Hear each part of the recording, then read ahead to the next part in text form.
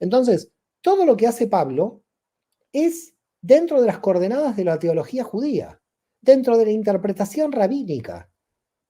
Había estudiado con Gamaliel Pablo, no era un don nadie, era una persona muy preparada, era una persona que hoy estaría en las más grandes universidades.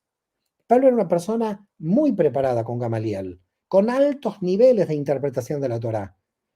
Era un fariseo, hijo de fariseos, que había estudiado con Gamaliel, que era el nieto del más grande sabio del siglo I antes de Cristo, que fue Hillel, el anciano que aparece en el Talmud.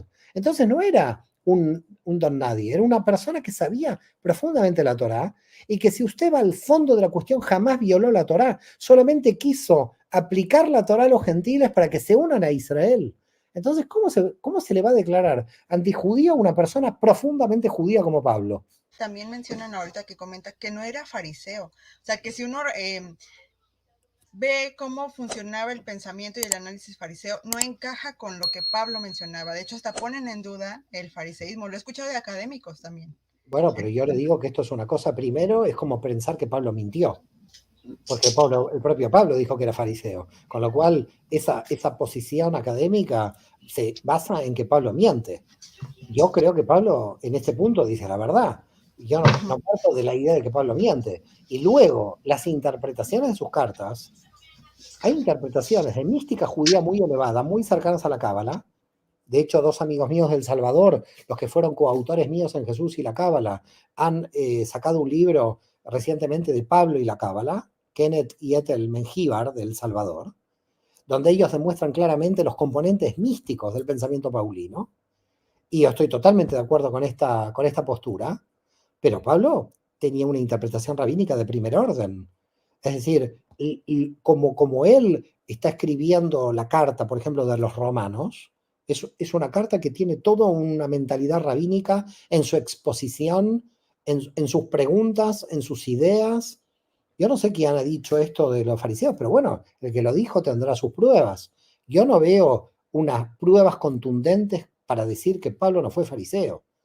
Yo no lo veo por ninguna parte.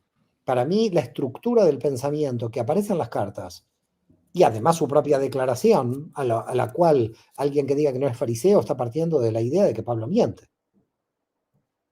Profesor, entonces, de lo que está planteando ahora último, ¿de qué manera la exploración, ¿no es cierto?, de la identidad judía de Pablo, su tipo de judaísmo que él practicaba, eh, ayudaría a las personas a entender mejor las raíces del cristianismo y su relación con el judaísmo, y que ayudaría también al judaísmo a entender mejor a Pablo y no sacarlo, porque finalmente Pablo para las comunidades judías está extirpado, básicamente.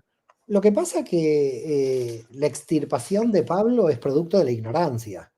Lo mismo que la extirpación de Jesús es producto de la ignorancia, no saber que fueron dos judíos observantes de la Torá y que fueron realmente unos genios en todo sentido. Y Pablo es un genio de la teología al extender la alianza. Ahora, que la gente judía entienda que ellos tenían premoniciones de crear una nueva religión, lo que pasa es que, como dijo Martin Buber, yo creo que en el judaísmo todavía no se comprende a Jesús y Pablo debido al problema de la iglesia. Buber dice lo que se interpone entre Jesús y los judíos es la iglesia. Es decir, a partir de que la iglesia comenzó a perseguir a los judíos, ahí el judaísmo rechazó a Jesús y Pablo creyendo que a partir de ahí se va a crear una iglesia, pero es una iglesia que deformó tanto a Jesús como a Pablo. Es decir, la iglesia que se creó luego, a partir del siglo II, fines del siglo II, que pudo perseguir a los compatriotas de Jesús y Pablo, es una iglesia antijudía como la del siglo III y siglo IV, es una iglesia que no tiene nada que ver con Jesús y Pablo. Y por ese motivo yo creo que hay que hacer un rescate de Jesús y Pablo. Porque el día que el judaísmo rescate a Jesús y Pablo, se va a entender que lo que se construyó como iglesia en el siglo IV fue una iglesia que traicionó a Jesús.